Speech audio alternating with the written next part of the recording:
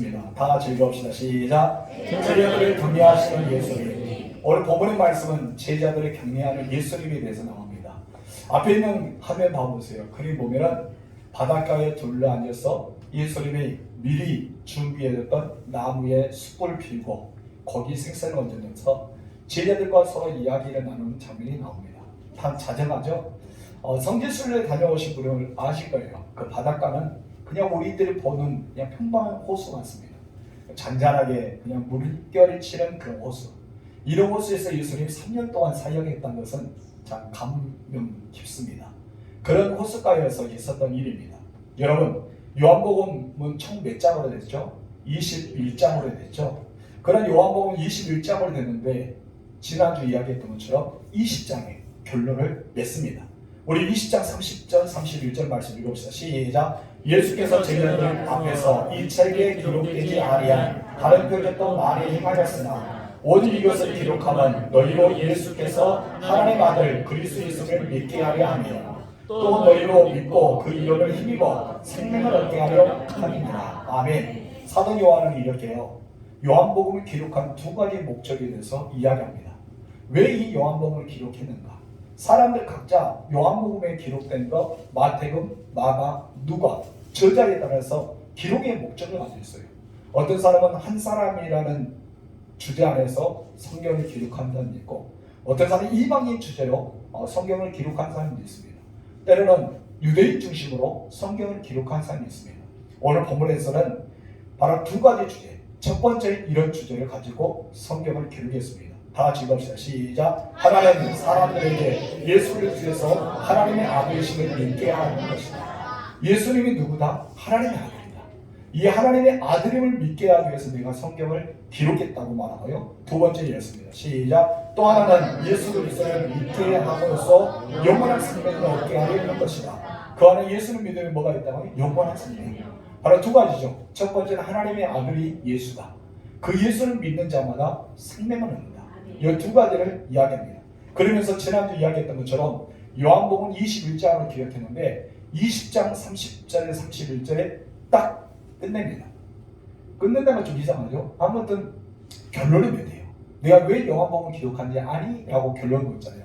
우리가 요한 1서, 2서, 3서를 우리가 보았습니다. 그 중에서 요한 2서와 3서에서 사도 요한은 딱 한 장만 기록했어요. 그렇죠? 그러면서 마무리가 어떻게 있냐면 내가 쓸 것이 많다. 그러나 내가 먹으로 다 쓰지 아니하고 직접 가서 너희를 대면하고 이야기하겠다 하면서 글을 딱 끝냅니다. 사도 요한의 특징이 거예요. 내가 글을 끝내는 이유, 그 이유에 대해서 목적을 쓰면서 끝내는 것이 사도 요한의 특징입니다. 그런데 20장에 들어와서 요한복음 21장까지 있는데 20장에 들어와서 마지막 절에 내가 이 성경을 쓰는 이유, 그 목적은 이거다고 두 가지 제목으로 다 끝냅니다. 그런데 여러분, 여기에 예수님의 생애 3년 동안 살아가면서요 많은 일이 있었답니다. 그런데 이 많은 일들을 성경에 기록할 수 있다? 없다. 내가 이 많은 일들을 성경에 기록할 수 없음을 참 안타깝게 여기는 요한의 고백이 나옵니다. 여러분, 예수님 부활하고 나서요 우리가 지금 현재 두 번이나 예수님의 제자를 만났잖아요. 나가의 다락방에서 도마가 없는 가운데서 예수님을 만나주셨고 나중에는 8일째가 되었을 때 이제 도마가 있는 장소에서 예수를 만나주셨습니다. 그 가운데 예수는 부활하자마자 그 소식을 듣고 엠마오 가는 제자들인데 엠마오 가는 제자들과 동행하면서 예수님이 만나주셨습니다. 부활하시고 이 지상에서 며칠 동안 예수님이 계셨습니까? 40일 동안 계셨죠. 여러분, 근데 너무 안타까운 것은요 이 40일 동안 계셨는데 그것이 성경에 기록되지 않았다는 것입니다. 예수님이 이 땅에서 부활하시고 나서 40일 동안 함께 제자들과 있고 많은 일을 행했다고 사도의 행전에 보면 나옵니다. 예수님께서 많은 일을 행하셨어요. 그런데 그 행하신 것을 직접 우리에게 일일이 말해주었던 얼마나 좋을까요? 예수님은 이런 사건을 일으켰고 이런 병제를 고쳤고 이렇게 하나님 말씀을 전개했고 자기의 순발을 보여주면서 내가 하나님의 아들이고 너희가 나를 십자가 못 박혔던 예수가 바로 나다. 나는 부활했다. 나는 올라간다. 그런 내용을 정확하게 기록했으면 참 좋을 텐데 아쉽게도 그것을 기록함이 없습니다. 왜 그런지 아십니까? 바로 우리가 예수를 보지 않고 믿는 믿음, 요한복음에 나타난 것처럼 보지 않고 있는 믿음을 보기 위해서 거같이 했습니다. 본래는요, 이 순서를 따지면 마태복음이 먼저 가게 되고, 그리고 누가복음, 사도행전, 누가복음, 사도행전, 그리고 또 여기면은 마가복음, 요한복음이 들어가요. 시대적 필력. 성경에 쓰이지 보면은 우리가 보면은 가장 먼저 마태복음부터 기록됩니다. 그리고 나중에도 이야기했지만은 그 누가복음의 저자가 누굽니까? 누가예요? 누가냐고요? 네, 누가 맞습니다. 이 누가가 기록했어요. 사도행전 저자는 누구예요? 누가죠? 누구예요? 누가다니까요. 누구예요? 누가복음과 사도행전. 그러니까 사도행전을 읽으려면 무엇을 먼저 읽어야 돼요? 사도행전 누가복음을 읽어야 돼요. 누가복음하고 끝장하고 사도행전 1장하고 연결되어 있어요. 그렇기 때문에 누가복음을 쓰면서 첫 번째 내가 일권을 쓰는 목적은 이것이다 라고 쓰면서 보여줍니다. 그리고 두 번째 책 내가 사도행전 쓰는 목적은 이것이라고 1장에 나타내 보입니다. 여러분, 그런데 이 소식은 이 요한복음에서는 사도 요한이 직접 보았고 느꼈던 것을 친히 이야기하면서 새로운 기적들이 많이 있지만은 그것을 두 가지 목적으로만 쓰겠다는 것을 나타내 보였어요. 두 가지 목적을 많이 썼다. 다른 일도 많이 있었다. 예수님 부활하고도 많은 일이 있었지만은 나는 이 두 가지. 예수님이 누구더라? 하나님의 아들이더라. 예수님은 어떤 분이다? 우리에게 영생을 주시는 분이다. 이 두 가지를 쓰기 위해서 다른 것을 뺐다는 거예요. 그게 본문에서 무엇입니까? 우리가 30절 말씀 보니까 제자들 앞에서 이 책에 기록되지 않은 다른 표적도 많이 행한다. 내가 많이 행한 것을 안다. 그러나 내가 이것을 기록한 것은 그 표적을 많이 행한 것이 아니라 내가 이것을 기록한 것은 두 가지 목적인데 예수님은 하나님 아들이란 것, 예수를 믿는 자에게 영원한 생명을 얻는다는 것, 이것을 말하고자 너에게 썼다라면서 20장을 끝내게 됩니다. 요한복음은요, 요한이 기록하면서 그 목적을 밝힙니다. 그러면서 21장에 요한이 또 하고 싶은 말이 있어요. 끝내고 나면 딱 끝났는데 무엇이나 또 하고 싶은 마음이 간절한 마음이 있습니다. 거기서 덧붙여서 부름과 같은 성격을 지니는 21장이 기록됩니다. 한마디로 이 21장은 사도 요한의 간절한 마음이 담겨져 있습니다. 그래서 우리는 21장을 읽으며 예수님의 따뜻한 마음과 사도들이 주님 앞에 온전히 서게 될 수 있는 그런 이유에 대해서 말하면서 이 21장을 읽으며 우리가 사람의 관계가 어떻게 형성이 되는지, 그리고 정말 힘들고 어려운 사람을 어떻게 세워주는지 여기에서 너무나 따뜻하게 표현된 것이 바로 21장입니다. 그래서 21장을 읽으며 마음이 따뜻하다. 그런 마음을 읽어야 돼요. 어떻게 하다? 따뜻하다. 따라합시다. 21장은 마음이 따뜻해진다. 그래, 내 마음이 따뜻해져요. 그거에 대해서 이야기합니다. 여러분, 현대에 살아가는 우리들에게는 21장이 꼭 필요합니다. 그래서 21장의 주제를 꼭 말한다면 이런 주제가 있어요. 다 같이 읽어봅시다. 자, 뜻만 시작. 사랑하는 제자들을 향하신 예수님의 격려입니다. 사랑하는 제자들을 향해서 예수님이 주고자 하는 격려. 예수님의 제자들을 책망하지 않았습니다. 여러분 생각해보세요. 예수님은요 부활하셨잖아요. 그래 제자들에게 몇 번이나 보여주셨다 했어요? 2번. 그 중에 막다른 마리에게 한 번 더. 그리고 또한 엠마와 가는 제자들에게 한 번 더. 그럼 몇 번 보여줬어요? 4번이나 보여주셨어요. 그런데 여러분, 도마에게도 내 손과 발을 보라. 나는 정말 사랑한다. 확실히 보여줬어요. 그럼에도 불구하고 예수님의 제자들은 어떻게 했어요? 예수님 놔두고 우리 고기 잡으러 가자면서 떠나버렸어요. 여러분 같으면 처음 그런 마음 아프게 했던 제자들이 가서 예수님 같으면 어떻게 하겠어요? 야, 너희들 왜 갔어? 나 베드로 알아봤다. 너 나 3번 부인할 때 딱 알아봤어. 첫눈에 봤어. 네가 또 이렇게 배신했는데 나 알았어. 그렇게 이야기했을까요? 그런 대목이 없단 거예요. 여러분, 예수님은요 제자들을 책망하지 않았습니다. 너 왜 나를 버리고 갔어? 라고 말하지 않았습니다. 네가 나를 부인했기 때문에 또 부인할 줄 알았어. 제자들 끌고 가. 너 혼자 가면 되지. 이 많은 제자들 너 데려갔지. 너 나쁜 사람이야. 예수는 그렇게 말했어요. 그런 대목이 없습니다. 그렇기 때문에 오늘 21장의 말씀을 보면 마음이 따뜻하다. 정말 예수님께서 그 제자들을 격려해 주시고 이루해 주시고 그들 영성과 넉넉한 마음으로 이해해 주시면서 이끌어 주십니다. 그러면서 그들이 잘못한 것, 여러분 베드로와 그의 제자들은 예수님이라는 소리 듣고 예수님 바라볼 때 얼마나 예수님 미안했을까요? 여러분 같은 거 아니겠어요? 예수님 부활하셔서 나 살아났다. 나 먹을 거 주마. 먹을 수 있어. 도마에게도 나 봐봐. 너 손가락 넣어봐. 만져봐. 이렇게까지 해주는데 그는 예수님을 배반하고 어디로 가봅니까? 갈릴리호수, 디베데 호수로 가버리고 만 거예요. 고기를 잡으러. 그들은 한마디로 주님을 떠나버린 것입니다. 그래 나는 옛 생활로 돌아가서 옛날에 내가 어부였던 그 생활을 돌아서 다시 나는 어부의 삶을 살겠다고 돌아가버린 사람이에요. 그럼 예수님의 제자로서 더 이상 사명을 감당하지 못하겠다라고 끝내버린 사람입니다. 근데 예수님은 어떻게 하셨어요? 제자들에게 찾아가십니다. 그리고 제자들을 위로해 주십니다. 제자들을 격려해 주십니다. 근데 베드로의 마음, 예수님 뭐랍니까? 네가 나를 사랑하느냐? 정말 네가 나를 사랑하느냐? 그 중에도 이 많은 사람 중에 나를 사랑하느냐? 이 예수님의 사랑은 어떤 사랑입니까? 하나님의 사랑, 아가페적인 사랑으로 질문을 던집니다. 근데 베드로는 어떻게 받아들여요? 필요합니다. 나 주님의 인간적인 사랑, 형제의 사랑으로 고백합니다. 라고 고백합니다. 나중에 또 주님이 물어봐요. 여러분 좀 민망하겠죠? 두 번째 물어보니까 두 번째 답합니다. 세 번째 물어봅니다. 세 번째 물어보니까 주님만이 아십니다. 오직 주님만이 내 마음을 아십니다. 고백합니다. 어떤 학자들은 이 세 번 물어본 이유가 왜 예수님이 세 번 물어봤을까? 한 번 물어봤는데 몇 번 물어봤어요? 세 번. 여러분 예수님 십자가 지기 전에 법정 앞에서 있을 때 베드로가 몇 번 주님을 부인했습니까? 세 번. 어떤 의미일까요? 어떻게 이 삼삼이 나올까요? 여러분 생각해보세요. 예수님을 세 번이나 부인했던 이 제자 베드로. 예수는 훈계하지 않고 책망하지 않고 야단치지 않고 세 번이나 내가 너를 사랑했단다. 아가페적으로 끊임없이 너를 안아줄 수 있어.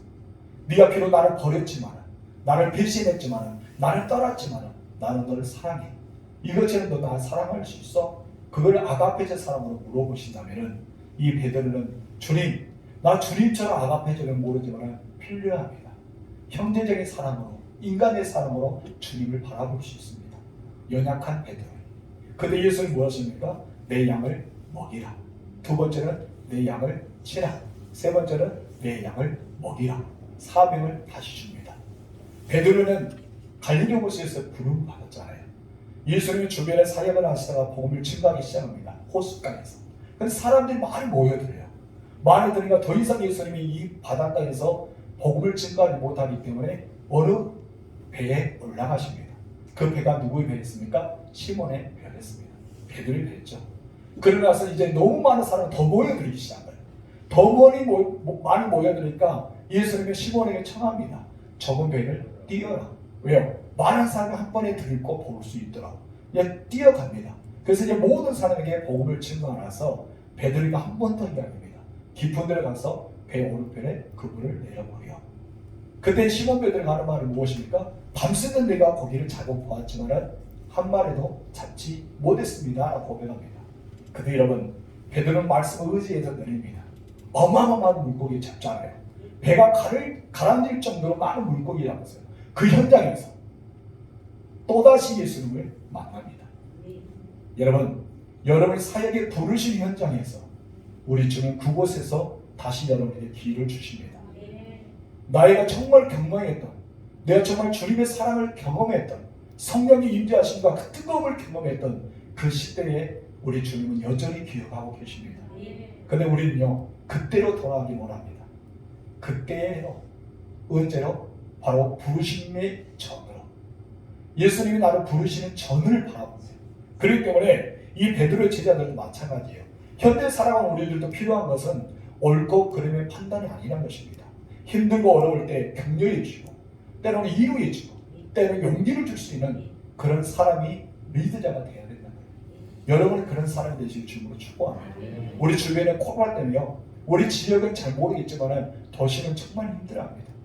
여러분 정말 가게 운영하는 사람들, 카페 운영하는 사람, 식당 운영하는 사람, 아니면 시장을 경영하는 사람, 모든 사람들은 이 코로나 때문에 굉장히 힘들어요. 지금 이제 고민 중 하나가 설이 다가오잖아요. 시장에 있는 사람들 얼마나 힘들겠습니까? 과연 이 시장에서 많은 사람이 이 물건을 사갈 수 있을까? 우리는 얼마나 이 물건을 비추해 놔야 될까? 얼마나 가져와야지 사람들이 와서 사갈 수가 있지? 이런 생각을 하면서 준비할 거 아닙니까? 그런데 코로나 이때를 통해서 방에 피스가 있고 그래서 사람들이 왕래하지 못할 때 그 사람은 더 안타까움이 있을 것입니다. 그들에게 필요한 것은 무엇일까요? 이런 평가할까요? 왜 너희들 물건을 이렇게 많이 갖고 왔니? 야단치는 걸까요?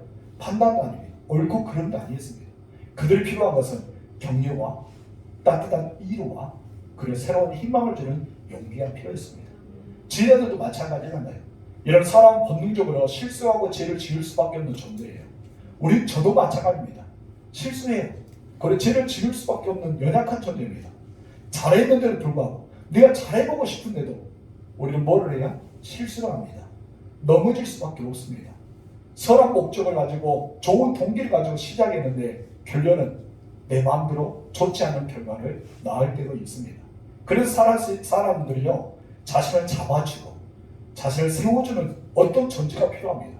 그 존재를 알려주는 장면이 몇 장일까요? 요한복음 22장입니다. 여러분을 세워주고 여러분을 격려해주고 여러분을 잡아주는 장면이 바로 요한복음 21장의 내용입니다. 예수는 제자들의 실수와 어려움에도 불구하고 안타까운 마음을 가지고 그들을 찾아가십니다. 친히 예수를 찾아가셨어요. 그리고 그들이 정말 춥고 밤새도 잡아서 얼마나 춥겠어요. 추운 가운데 예수님이 따뜻한 보금자리를 마련해서 뭐에 피워 놓으십니까? 숯불. 그들에게 따뜻한 마음으로 주기 위해서 숯불을 피워놓습니다. 밤새도 잡았어요. 얼마나 배가 고프겠습니까? 예수님은 그곳에 무엇을 올려놓았습니까? 생선과 떡을 올려놓았습니다. 따뜻한 조화를 준비했다는 것입니다. 생선과 떡 하면 뭐가 생각납니까? 500이어 사건이 생각나죠. 5천의 먹이는 기적의 현장. 그리고 4천명이는 기적의 현장. 동일하게 떡과 물고기 있었습니다. 5천명과 4천명 같은 그 현장에도 동일하게 나타났던 것이 바로 오늘 본문에도 떡같이 떡과 물고기가 있었습니다. 그런데 예수님이 여기서 중요한 것을 가르쳐줘요. 예수님이 충분히 준비할 수 있어요. 제자들에게 그 숫자에 맞게끔 다 나누어질 수 있을 만큼 준비할 필요가 있었습니다. 그런데 예수님은 무엇을 합니까? 너희가 잡았던 물고기를 내게로 가져오라라고 합니다. 그때 누가 움직이기 시작합니까? 베드로가 열심히 나가서 배에 가득 실었던 물고기를 잡았는데 어마어마한 물고기가 잡힌 거예요. 쉬어봤겠죠. 그러니까 몇 마리 잡았어요? 153마리가 잡았습니다. 그 중에 예수님의 제자에게 갖고 왔어요. 이것은 나중에 우리가 보겠지만 바로 너희에게 필요한 것, 너희가 가지고 있는 걸 가지고 내가 사용하겠다는 것입니다. 너희가 가지고 있는 것 가지고 하나님이 쓰겠다는 것입니다. 여러분이 있는 것을 가지고 하나님은 역사하십니다. 아멘. 다른 사람은 아닙니다. 여러분 내게 있는 걸 가지고 역사하는 거예요. 엘리야가 하나님의 성령이 이끌어서 사르밧지로 가죠. 근데 마침 가부를 만나요. 가부를 만났는데 그 가부에게 엘리야가 무엇입니까? 나에게 떡과 물을 주라 합니다. 근데 이 가부는요 떡과 물을 줄 수가 없는 형편입니다. 마지막에 구울 수밖에 없는 밀가루 조금과 그리고 기름 조금밖에 없었기 때문입니다. 가뭄이 들었기 때문에 물이 어디 있어요? 여러분 우리와 같이 물이 펑펑 떠있지 않습니다. 거기는 사막지대이기 때문에 가뭄들은 물이 조체가 없는 거예요. 그런데 이 엘리야는 뻔뻔스럽게 그 여인에게 나부터 먹으란 거예요. 그 여자는 말했습니다. 나는 이것밖에 없어서 이제 이것을 먹고 나면은 우리는 굶어 죽을 수밖에 없습니다. 내 아들과 나는 죽습니다. 이 말까지 했어요. 그러면 여러분 사람 같으면 미안해서라도 그 말을 못해요. 근데 엘리야는 뭐래요? 나부터 먹게 하는 거예요. 얘는 뻔뻔하잖아요. 예를 들어 여러분에게 마지막 밥을 짓기 위해서 딱 준비하고 이제 쌀을 막 씻고 있는 거예요. 근데 제가 딱 나타나서 눈치 없게 나타나서 밥을 주라는 거예요. 여러분 뭐랄까요? 진짜 목사님 눈치도 없네. 지금 이것밖에 먹을 것이 없는데 꼭 이때 올까? 좀 지나서 이 밥때 지나서 오지. 근데 밥때가 아직도 안 지났는데 일찍 와서 기다리고 있네요. 끝까지 밥 줄 때까지. 그래 얼마나 눈치 없다고 할까요?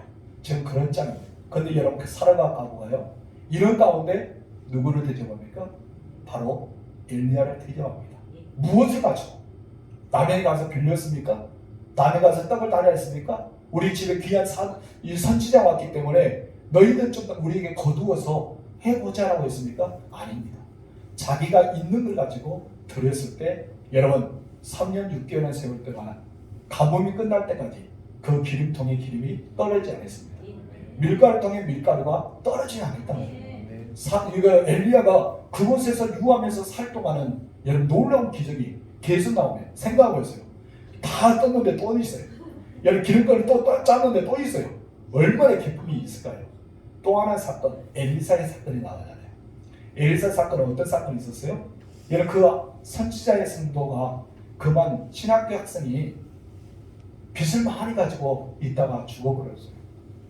죽어서 이제 이 여인은 빚을 독촉을 받고 마지막에 이 아들을 노예로 삼는다는 거예요. 여러분 얼마나 엄마는 마음이 아프겠어요.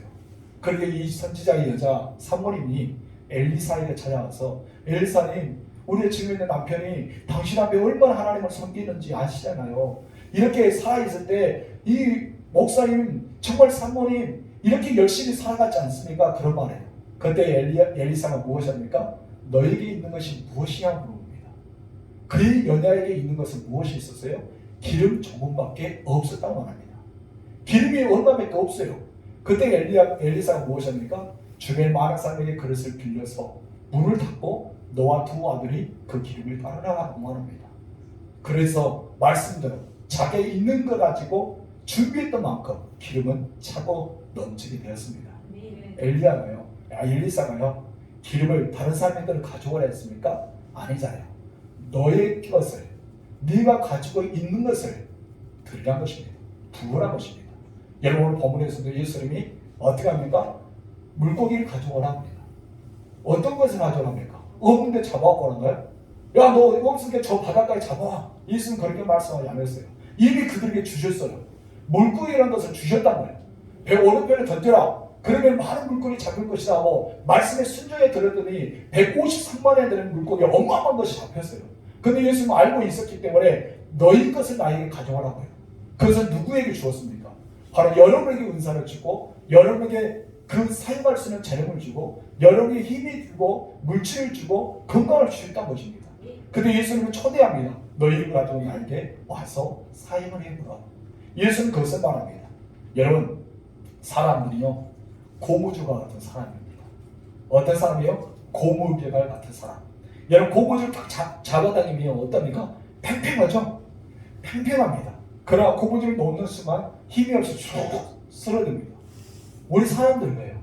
어떻게 보면 하나님께 귀하게 쓰임받을 때는 팽팽한 것 같습니다. 그런데 여러분 어느 순간 시험이 들고 절망하고 좌절하면 나도 모르게 어때요? 딱 놓는 순간 뿅 든 것처럼 이렇게 되고 말입니다. 이런 지금 현재 제자들의 상태가 이 상태예요. 무슨 말인지 알죠? 여러분 아무리 예수님의 부활을 보았지만 예수님 만져 보았지만 예수님과 식사를 나눠봤지만 그들의 영적 상태는 그들의 지금 현재 마음의 상태는 고무줄 잡아당긴 상태가 아니라 놓아버린 상태, 힘없이 훌렁훌렁하는 상태. 저 이것이 고무줄 왜 이렇게 훌렁훌렁하지? 이런 상태가 바로 그런 제자들의 상태였습니다.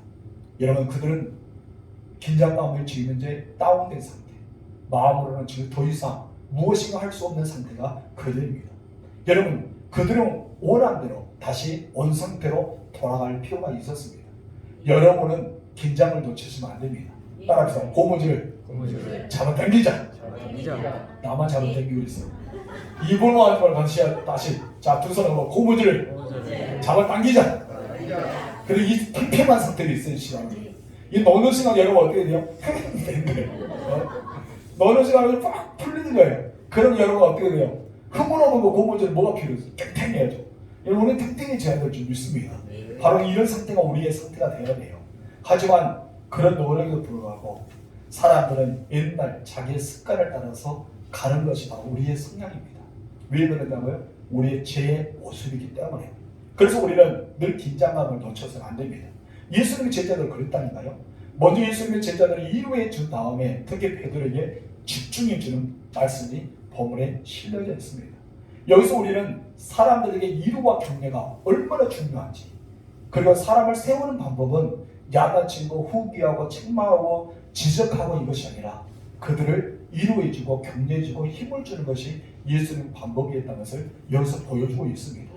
그러고 나면 그들은 깨달아요. 자기가 잘못했다는 것을. 그들은 누이칩니다. 그리고 돌이킵니다. 여러분 베드로에게 예수님께서 무엇을 합니까? 예수님과 함께 성만찬 나누면서 다 나를 팔지인지 나를 다 판단, 나를 다 버리고 떠난단 말이에요. 근데 베드로는 절대 주님 그러지 않습니다. 나는 죽더라도 주님과 함께 죽겠습니다. 결단했던 사람이 누굽니까? 베드로입니다. 근데 예수님 말씀 무엇입니까? 너는 나를 배반한다. 그럼 너는 돌이켜서 내 형제를 굳건하게 하라는 예수님의 메시지가 있었습니다. 베드로는 돌이킬 필요가 있습니다. 우리들도 힘들고 어려운 때가 있지만 돌이켜야 됩니다. 내 자신을 돌아봐야 된다는 것입니다. 내가 돌이키지 않으면 우리의 팽팽한 고무줄 아니라 훌렁훌렁 고무줄, 정말 어디에 쓸지도 모를 고무줄이 되고 만다는 것입니다. 특히 여러분 격려한 것은요 힘이 됩니다. 지난 주일도 이야기했잖아요. 자녀들이 힘들고 어려울 때 부모님에게 전합니다. 그럴 때 네 일은 네가 알아서 해라 끝나고 그러면 어느 누가 자녀를 부모님을 의지하겠습니까? 부모에게는요 격려가 필요한 부모가 있어야 됩니다. 자녀들에게 격려가 필요한 부모가 있어야 돼요. 여러분 친구들도 마찬가지입니다. 격려하는 친구가 있어야 됩니다. 사역하는 것도 마찬가지죠. 여러분 사역도 양들을 치는 목회자도 그리고 여러분의 성도들도 서로가 격려하는 서로가 받쳐주고 기댈 수 있는 사람이 있어야 된다는 것입니다. 여러분 그런 분이 되실 주님으로 축복합니다. 이런 말씀을 살펴보면서 우리가 몇 가지를 살펴볼 텐데 첫 번째 읽겠습니다. 다 같이 읽읍시다. 시작. 제자들은 과거로 돌아갔다. 제자들은 어디로 돌아갔다고요? 과거로. 21장 전반기를 보면요. 시리에 빠진 제자들을 이루하고 격려하는 모습 그리고 복을 주시는 예수님 모습 이 세 가지 나옵니다. 시리에 빠진 제자들을 이루하고 격려하고 복을 주시는 모습 이 세 가지가 나오는데 1절 말씀 우리 볼까요? 다 같이 시작. 그 후에 예수께서 디베랴 호수에서 또 제자들에게 자기를 나타내셨으니 나타내신 일은 이러하니라. 디베랴 호수가 어디 호수가 할까요? 겟세마네 호수가, 갈릴리 호수가, 디베랴 호수가 세 가지 용어를 씁니다. 이 세 가지 단어를 써요. 그래서 이 성경을 한 호수를 가리켜 지역에 따라 이쪽에서 바라보면은 어디 호수? 갈릴리 호수. 이쪽에 바라보면은 디베랴 호수. 저쪽에 바라보면은 게네사렛 호수. 이렇게 호수에 따라 지역이 다릅니다. 여러분 둔저에서 바라보면 이 저수 중에 누구죠? 둔저 저수. 그럼 여러분 세등에서 바라보면은 세등 저수지라고도 할 수 있겠죠. 그렇죠. 유교에서 바라보면은 유교 저수지. 이런 형식으로 각각 마을 지역에 따라서 이름이 달라요. 그러면은 예수님께서 디베랴 호수라는 사도 요한이 입에 익숙했던 갈릴리 호수보다는 디베랴 호수로 평가하고 있는 거예요. 근데 지금 이제 그들이 갔던 것은 바로 갈릴리, 우리가 잘 알고 있는 갈릴리 호수가에서 그들이 예수님을 만나게 됩니다. 이 갈릴리 호수를 왜 제자들에게 필요했을까요? 예수님과 가장 많은 추억이 있는 곳이 거기입니다. 예수님이 가르치는 현장, 예수님이 제자를 부르시는 현장, 예수님이 병든 자를 치료하는 현장, 예수님이 오늘 골짜기에 와서 배를 타고 뛰어서 많은 사람들이 와서 밤새 어디면 오후 늦게까지 해 질 때까지 복음을 듣다가 예수님이 그들에게 5천 명을 먹이는 사건이라는 그 호수의 근처 이런 그곳에 제자들이 갔다는 것입니다. 그런데 여러분 여기서 충격적인 사실이 있어요. 리더자의 중요한 역할을 합니다. 여러분 바로 중직자들이 교회의 리더들이 되어야 할 줄 믿습니다. 베드로는요 그런 사람 중에 한 사람이었어요. 베드로가 어떤 말을 한마디 하며 제자들이 따라갔기 때문입니다. 특히 우리 장로님들 특히 그 말의 권세를 잘 가져야 돼요. 여러분 말의 한마디에 성도들이 움직입니다. 왜요? 우리 헌법에 보면 장로님은 성도들의 대표라고 하잖아요.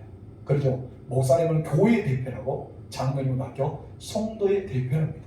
여러분 제자의 대표가 누구였어요? 베드로잖아요. 그렇기 때문에 어쩌면 에르사람이 이스라엘의 그 민족을 위한 그 사도가 베드로라고 이야기하지만은 총회장은 누구였어요? 예수님 동생 야고보였잖아요. 그 겸손해서 그 지책을 야고보에게 주었지만은 어쩌면은 이 이스라엘권의 그 사람들에게 사도는 진정한 사도는 베드로였단 것이죠. 그리고 이방의 사도는 누구였습니까? 바울. 이렇게 나누어졌는데 여러분 베드로는요 말 한마디에 자기 주변에 있는 사람과 자기에 한마디 7명이 여기 가로로 돌아갑니다. 지금 이제 가로유다는 죽었잖아요. 몇 명의 제자가 남아있어요? 11명의 제자. 이 11명의 제자 중에 7명이 가본 거예요. 그러면 지금 이제 에르사렘 몇 명밖에 없어요. 4명밖에 없는 거예요. 4명만 있고 나머지 7명은 쑥 가본 거예요. 근데 한마디 바로 그 리더자 한마디 때문에 이 7명이 한편 움직여보는 거예요. 우리 볼까요? 자, 2절 말씀 다 같이 읽읍시다. 시작. 시몬 베드로와 디두모라 하는 도마와 갈릴리 가나 사람 나다나엘과 세베대의 아들들과 또 다른 제자 둘이 함께 있더니 아멘. 여기에서 그 사람들을 소개합니다. 어디에 갔던 사람들? 갈릴리 호숫가에 왜 감으로 돌아가 버렸던 사람을 소개하는데 이 사람들은 고향 출신들이다. 자세히 보세요. 고향 출신입니다. 베드로, 도마, 나다나엘, 세베대의 두 아들이 있기 때문에 누굴까요? 야고보와 요한. 그리고 다른 제자 2명이라 했어요. 다른 제자 2명은 누구일까요? 안드레, 베드로 형제 안드레겠죠. 그걸로 한 사람 누굽니까? 빌립, 갔던 고향의 사람 빌립까지 포함된 거예요. 무슨 말인지 알겠죠? 그렇기 때문에 그 고향의 출신들이 한 번에 움직였어요. 한마디로 베드로가요, 가자 하니까 간 거예요. 우리 볼까요? 3절 말씀, 3절 시작. 시몬 베드로가 나는 물고기 잡으러 가거라 하니 그들이 우리도 함께 가겠다 하고, 여러분 리더자가 중요한 역할을 했던 것이 여기입니다. 말 한마디 때문에 움직여요. 특히 장로님과 중직자들의 말 한마디로 움직입니다. 여러분 사람들이 본래 마음은 있었지만은 갈팡질팡하는 사람들이 있어요. 이를 깎아 하는 사람들이 있어요. 근데 그곳에서 이 베드로가 말 한마디에 따라서 제자들이 우리도 갖겠다고 움직여버리잖아요. 그런 성향이 있는 사람이 성도 안에 있다는 거예요. 그렇기 때문에 우리 장로님들이나 권사님들이나 안수집사님 이 중직자들이 말 한마디 때문에 성도들이 말 확 열고 움직여버릴 수 있는 확률이 크다는 것이죠. 그럴 때 여러분 우리 장로님들과 권사님 안수집사님 중직자들이요 정말 신앙생활을 잘해야 됩니다. 그리고 결단을 잘 내려야 됩니다. 말 한마디 때문에 움직이기 때문입니다. 오늘 본문에서 그것을 이야기해 줍니다. 베드로 말 한마디 때문에 몇 명이 움직였어요? 6명이. 베드로를 포함하고 나서 7명이 움직였습니다. 베드로는 이 말 한마디가 이렇게 많은 사람들이 이끌어갈지는 꿈에도 생각을 못하겠죠. 나는 그냥 가겠다. 자기 혼자만 간다 했어요. 나는 물고기 잡으러 바닷가로 가겠다 하니까 주변에 있는 나머지 6명도 우리도 가겠다. 우리도 가겠다 하는 사람이 우르르 몰려서 함께 그 바닷가로 가고 말았다는 것입니다. 여러분 근데 그 남아있는 사람들 충성스러운 사람들도 있었겠죠. 주님의 재림을 기뻐하면서 정말 이 7명이 가버렸을 때 이 남아있는 4명은 과연 어떤 마음이었을까요? 여러분 또 좌절이 있을 수 있겠죠. 실망감이 있을 수 있겠죠. 아니면 그들은 또 이런 마음도 있을 거예요. 우리는 과연 어디로 갈까? 우리는 저들은 저렇게 갔는데 마태 같은 경우는 나는 다시 세리로 돌아가게 될까? 그런 생각이 해보지 않았을까요? 성경에 나와 있지 않지만 그런 여러 가지 생각이 우리에게 들어오게 만듭니다. 아무튼 지금 현재 베드로는 그 역량을 가지고 갔는데 주변에 많은 사람들이 그렇게 갔다는 것입니다. 여기서 우리에게 중요한 교훈을 주는 것은요. 사람들은 누구나 인간의 생각을 품게 될 때 옛 과거가 그리워진다는 것이죠. 그리고 옛 과거로 돌아가는 성령이 우리에게 있습니다. 성령 충만할 때는 찬송 부르고 막 하나님께 기도하고 말씀 들어서 막 예배 시간 은혜 받고 막 그랬잖아요. 근데 그 은혜가 떨어지고 나면은 어디가 그래요? 옛날에 놀았던 그런 대로 돌아오고 싶고 막 버스 타고 흔들고 싶고 막 그런 것이 있겠죠. 야 옛날에 한잔 했던 것이 생각나기도 하고 야 옛날 같은 거 그냥 한용도 안 했는 막 그런 생각도 있고 막 그러겠죠. 왜 과거로 돌아가고 싶은 마음이 우리에게 있다는 것입니다. 왜 제 얼굴 빨개진지 모르겠어요. 하여튼 그런 것이 있는데 여기서 부활을 목격했어요. 제자들은 부활을 목격했다는 거예요. 예수를 직접 보았습니다. 그 부활에 대한 큰 충격도 보았습니다. 그런데 그들은 혼란스럽고 많았어요. 더 이상 그들의 무엇을 해야 될지 모르는 그 목적을 잃어버릴 때가 바로 이 제자들이 옛날에 돌아가는 습관이 되었다는 것입니다. 여기서 우리에게 중요한 교훈은 아무리 믿음이 좋은 사람이라도 아무리 신앙생활 오래 하였더라도 그 사람들은 과거로 돌아가는 일은 시간 문제예요. 따라합시다. 시간 문제다. 시간 문제다. 아무리 믿음이 좋더라도 아무리 믿음이 좋더라도 신앙생활 오래 했다 하더라도 신앙생활을 오래 했다 목사이든 장로이든 권사이든 안수집사이든 집사이든 상관없다. 과거로 돌아가는 어떤 문제다? 시간 문제. 예수님처럼 우리가 3년 동안 예수님과 살았어요? 그러지 않았잖아요. 예수님 기적을 베풀 때 우리가 그곳에 있었어요? 그러지 않았잖아요. 죽었던 나사를 살릴 때 우리가 있었어요? 그러지 않았잖아요. 예수님 죽을 때 그 모습 우리가 보았어요? 그러지 않았잖아요. 예수님이 살아났을 때 손과 옆구리 보여주고 신령 음식을 먹고 여러분 이 공간에 닫혀있는 공간에 들어오시는 예수님을 우리가 보았어요? 그랬지 않았잖아요.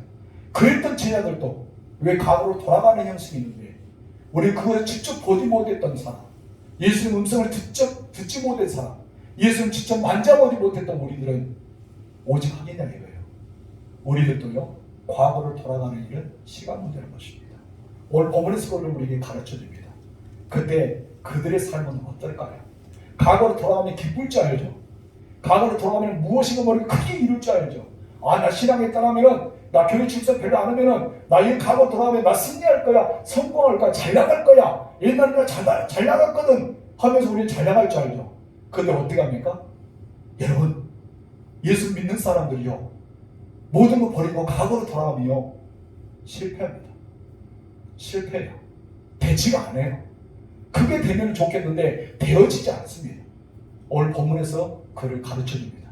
두 번째, 다 같이 읽어봅시다. 시작. 지혜들은 밤새 아무것도 찾지 못하여 그들이 하는 것은 구분을 내렸어요.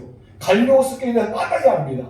자기 아버지도 갈릴리오스의 어부였고 자기도 지금 이제 예수 만나기 전까지 이 어부 생활했어요. 누구보다 잘합니다. 목수가 알겠습니까? 어부가 알겠습니까? 목수보다 얼부가 그 바다에 대해서 알겠죠. 어디에 가면 구물이 있고 어디 가면 무엇이 있고 어디 가면 어떤 것이 있는 거 다 아는 사람들이에요. 어느 시간에 구물 내리면 물때에 봐서 내리면 물고기가 많이 잡힌지 충분히 아는 사람입니다. 그런데 처음에 예수님이 부르렸던 것처럼 부르신 장면처럼 두 번째도 그들은 밤새 아무것도 잡지 못했습니다. 과거로 돌아가고 싶죠. 그러나 되어지지 않습니다. 여러분의 일이 돈을 많이 번 것 같아도 여러분 구멍 빠진 것처럼 쑥 나갈 수도 있습니다. 몸이 건강할 때도 어디가 모르게 이상처럼 아플 때가 있을 겁니다. 무엇인가 모르게 내가 행복할 때 같아도 그 행복은 자신이 깔깔 웃으다가 무엇인가 공허함이 찾아올 때가 있다는 것입니다. 이것이 바로 과거로 돌아갈 때, 내가 예수님을 떠나버리고 과거로 돌아갈 때의 모습이 그러나 것입니다. 우리 3절 중간 말씀 시작. 나가서 배에 올랐으나 그날 밤에 아무것도 잡지 못하였더니 이 말씀 네 가지 사실 우리가 발견할 수 있는데요. 첫 번째 사실은 이렇습니다. 다 같이 시작. 사람은 누구나 과거로 돌아가는 속성을 가지고 있다는 것입니다. 사람은 누구나 어디로? 과거로 돌아가고 싶은 마음이 있어요. 과거로. 혹시 여러분들도 그러지 않을까요? 여러분 대표적인 인물들이 누굽니까? 애굽에서 430년 동안 종살이했던 사람이 여러분 고센 땅을 떠나서 출애굽합니다. 여러분 이제 홍해가 갈라졌습니다. 그리고 여러분 만나가 내려오고요. 반석에서 물이 나왔습니다. 그럼 홍해가 갈라지기 전부터 시작해서 그들이 했던 말은 무엇인지 아세요? 과거로 돌아가자. 애굽으로 돌아가자. 애굽으로 돌아가자. 그들은 늘 그렇게 살아왔단 말이에요. 만약 그들이 애굽에 돌아갔으면요 바로 거기에 죽겠겠죠. 바로가 지금 눈이 뻘게 하고 이 사람들 다 죽이기 위해서 군대를 보내서 다 목살시키는데 그때 우리 살려주세요 하면 바로가 가만히 있겠어요? 그 자리에 다 처형하겠죠. 여러분 이것을 모르고 있다는 거예요. 이 과거만 생각하고 있다는 것입니다. 예수님 제자들 마찬가지입니다. 3년 동안 예수님을 따라다니고 3년 동안 기적을 보고 이적을 보고 엄청난 사건을 보았지만 그들은 과거로 돌아가는 순간 어떻게 됐습니까? 물고기를 한 마리도 잡지 못했습니다. 단 한 가지, 밤새 수고했어요. 고생만 죽도록 했다는 것입니다. 우리가 왜 과거로 돌아가면요 고생만 죽도록 합니다. 여러분 고생만 죽도록 하고 싶습니까? 그리고 과거로 돌아가십시오. 여러분 현재 머물고 하나님의 은혜를 체험하기 원하며 더 풍성하게 주십니다. 아멘. 여러분 그것을 우리가 볼 수 있어요. 그럼 마지막 순간 그들이 걸어가고 있었던 장소는 갈릴리 호수였습니다. 디베르 바닷가에 있다는 것이죠. 두 번째, 다 같이 시작. 지도자의 역할을 증표하는 것이다. 12제자의 리더가 베드로입니다. 여러분 고기를 잡으러 가자 하고 나서자 다른 사람 제자들도 우리도 가겠다라고 합니다. 사람은요 군중 중심의 사상이 있습니다. 그래서 군중의 중심, 다른 사람들이 이렇게 선동하면 그곳을 따라갈 수밖에 없는 상황이에요. 예수님이 예루살렘에 입성할 때 그 사람들 뭐라 했습니까? 호산나 할 때 모두 호산나 했잖아요. 이제 재판장에 있었을 때 어느 한 사람이 십자가를 못 박게라니까 어떤 했습니까? 십자가를 못 박게라면서 군중에 의해서 갑니다. 예수님이 십자가를 못 박게라고 예수님 조용할 때요 많은 군중들이 함께 조롱합니다. 그들은 어느 날에 찬양했다가 어느 날 조주했다가 어느 날에 찬상표를 던졌다. 이런 사람들 바로 군중의 심리에 행동에 따라 움직인다는 것입니다. 평소에는 자신감이 없고 행동은 나서지 않았지만 누군가 모르게 딱 건드려주면 팍 올라오는 그런 것처럼 여러분 그런 사상이 바로 우리에게 있다는 것입니다. 그래서 제가 조금 전에 중직자들이 중요하다. 그런 역할을 중요시 여겨라. 이것을 말씀하고 있는 것입니다. 안타깝게 베드로는 외곽으로 돌아갔어요. 그러니까 이 나머지 제자들도 외곽으로 돌아가는 행위가 있습니다. 서로 간에 동질감을 느낀 거예요. 무엇을 느꼈다고요? 동질감을 느꼈다는 것입니다. 여러분, 그럴 때 우리들은 이 동질감을 느낄 때 그 사람을 잡아주고 격려해주고 용기를 주고 그걸 세워주는 필요가 있어요. 그러면은 이 동질감이요, 과거를 돌이킨 것이 아니라 줄기로 돌아오게 만듭니다. 그렇기 때문에 예수님이 그곳에 다 계신 겁니다. 여러분, 세 번째 다 같이 시작. 십자가 부활만으로는 세상 일들의 부채가 없다는 것입니다. 제자들 보잖아요. 제자들 십자가 죽음을 보았어요. 천찬에게 죽은 걸 보았어요. 그리고 예수님 부활하심을 보았어요. 엄청난 기적의 사건이잖아요. 그런데 그들은요, 예수님 보였지만 부활을 만나 주셨지만 제자들은 어떻게 합니까? 떠나버리고 말았습니다. 아무리 십자가 복음 그리고 부활의 복음, 기독교의 핵심적인 복음이잖아요. 이 복음을 가지고 있는 사람들이요, 성령에 의지하지 않으면, 성령에 충만하지 않으면 우리의 믿음을 흔들릴 수밖에 없다는 중요한 교훈을 여기서 주는 것입니다. 제자들이요, 성령 받고 나니까 어쩐지요? 떠나지 않습니다. 성령 받고 나니까요, 이 부활과 그리스도의 십자가를 담대하게 증거합니다. 두려움이 없어요. 주저함이 없어요. 그냥 나가서 복음을 증거하는 것이 이 사람들입니다. 왜 그랬다고요? 성령의 붙잡힘을 받기 때문에. 여러분, 성령의 충만함을 얻으시기 바랍니다. 오직 우리에게 십자가의 복음, 그리고 부활의 복음을 증거하고 그것을 세워주고 그 사람을 새롭게 세워줄 수 있는 것은 바로 성령의 능력이기 때문입니다. 여러분, 그 이유가요, 십자가 부활만으로 능력을 갖지 못한다는 것이죠. 아무리 예수 믿는 믿음 안에 살아가는데도 능력을 갖지 못합니다. 바로 성령의 기름 부심이 이스라엘 중에 있습니다. 여러분, 전봇대 보세요. 전봇대 위에 선들이 4개가 지나가나요? 삼상이라고 고압선이 지나갑니다. 근데 이것이 전봇대 위에가 아무리 있다 하더라도 우리 집으로, 우리 교회로 전기가 끌어오지 않으면 이 전기가 우리에게 효력이 있을까요? 없습니다. 변전소를 통해서 우리 집으로 도난서와 그런 계략을 통해서 들어올 때 바로 이런 등이 켜지고 불이 발휘한 거예요. 아무리 내가 고급 외국 자동차가 있고 좋은 자가용이 있다 하더라도 여러분, 휘발유나 경유와 등유, 가스가 들어가지 않으면 움직이지 않잖아요. 아무리 부활과 이 십자가의 복음이 있다 하더라도 내가 이런 기름의 역할, 성령의 기름 부심이 내게 허락하지 않으면 우리는 그냥 모형만 있는 자동차와 같다는 것입니다. 그냥 외형으로 전봇대에 있는 성과 같다는 것입니다. 근데 그것이 연결된 순간 이렇게 전기가 들어온 것처럼 바로 기름을 붓는 순간 자가용 움직이는 것처럼 내 안에 무엇이 있어야 돼요? 성령의 기름 부심이 있어야 됩니다. 그래서 무엇이라는 거예요? 십자가 부활만으로는 세상에 이긴 육체가 없다. 오직 성령의 충만함이 있어야 됩니다. 성령의 기름 부심이 있어야 됩니다. 여기에 대해서 말하고 있습니다. 자, 우리 네 번째 다 같이 읽읍시다. 시작. 성령의 역사가 없는 인간 안에 수고는 아무것도 아니라는 것이다. 여러분, 인간적인 것으로 좋게 보이고 합리적으로 보이고 정답인 것처럼 보이지만은 여러분, 하지만 결과가 아닐 때가 있잖아요. 왜 그럴까요? 인간의 생각 때문입니다. 베드로와 제자들은 왜 과거로 돌아가면 무엇이가 큰 일을 벌릴 줄 알았어요. 물고기도 많이 잡을 줄 알았어요.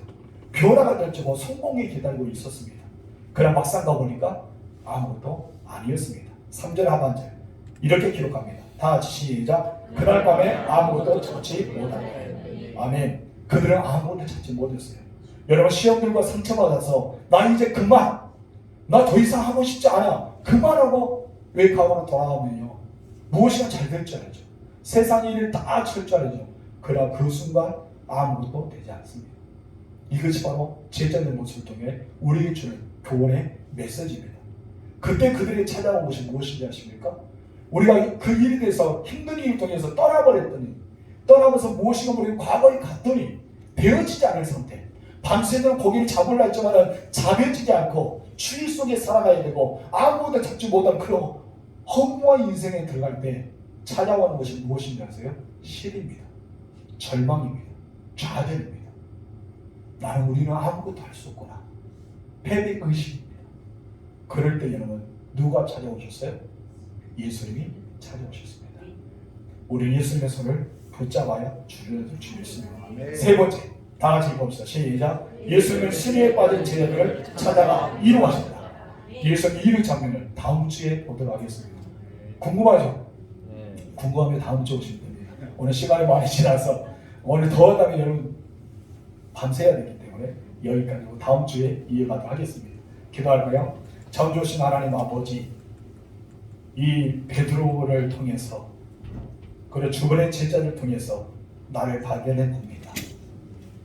과연 베드로와 제자들의 마음이 우리의 마음이 아닌지, 그들의 처지가 우리의 처지가 아닌지, 주변의 우리 성도들이 이런 마음속에 그래 살아가지 않는지, 분명히 그들을 책망해야 될 이유도 있고 그들이 잘못했던 것을 판단내리고 그들에게 훈계해야 될 목적도 있지만 예수님은 그렇지 않으셨습니다. 예수는 책망도 하지 않고 질책도 하지 않고 판단도 하지 않은 채 있는 그대로 받아들이고 예수님은 그들이 필요했던 따뜻한 수불과 그리고 그들의 필요했던 물고기와 떡을 구워서 제자들에게 베풀어 주었습니다. 예수님은 그들에게 잘못은 타난 것이 아니라 그들에게 위로해주고 그들을 격려해주고 그들을 또한 사랑으로 품어주었던 그 예수님의 모습이 느껴집니다. 하나님, 요한복음 21장을 보니까 내 마음이 따뜻해집니다. 하나님, 이 따뜻한 마음을 가지고 우리 주변의 성도들에게 예수님처럼 위로해주고 격려해주고 품에 따뜻하게 안아줄 수 있는 우리가 되게 하옵소서. 왜 과거로 돌아가는 사람은 무엇인가 변화와 성공이 기다린 줄 알았는데 막상 가보니까 아무것도 아니라는 것을 우리는 제자를 통해 알게 되었습니다. 내가 시험들과 상처받아서 이제 그만하고 싶어서 모든 걸 내려주고 우리가 떠난다 하더라도 무엇이 크게 된 줄 알았는데 아무것도 아니고 오히려 내 마음이 불편하고 내 마음이 더 가라앉을 때가 있지 않은가 생각해 봅니다.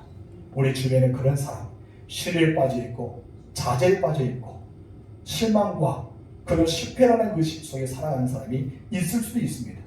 우리 주님의 사람으로서 하나님의 사람으로서 우리가 그들이 가서 따뜻하게 품을 수 있는 믿음의 사람이 되게 허락하옵소서. 예수님은 시리에 빠진 제자들을 찾아가 이루어 주었습니다. 다음 주에 배워야 할 말씀이지만 우리 이루어의 말씀을 통해 우리 또한 이루어자가 되게 하옵소서. 오미크론의 진도에 많이 왔습니다. 특히 목포 지역에 더 많이 퍼지고 있습니다. 하나님, 이 땅의 모든 바이러스가 사라지게 하여 주시고 사람들에게 희망과 소망을 주시고 그들에게 이 설이 맞이하기 전에 모든 시장권이 활발하게 움직이는 그 은혜 또한 허락하여 주시사 하나님 회복과 그리고 번영이라는 단어, 평안의 단어가 우리에게 찾아올 수 있도록 역사하옵소서. 믿음의 사람의 기도는 결코 이 땅에 사라진 것이 아닙니다. 하늘에 향하여서 고백하는 내용이 응답된 것을 아시고 우리가 주님 안에 사고 나아가는 우리들이 되게 하옵소서. 돌아가는 길도 안전하고 잠을 잘 때도 평안하고 내일도 주님이 주신 샘을 가지고 안전하고 보호하신 가운데 승리하게 하옵소서. 우리 주 예수님의 이름으로 기도합니다. 아멘.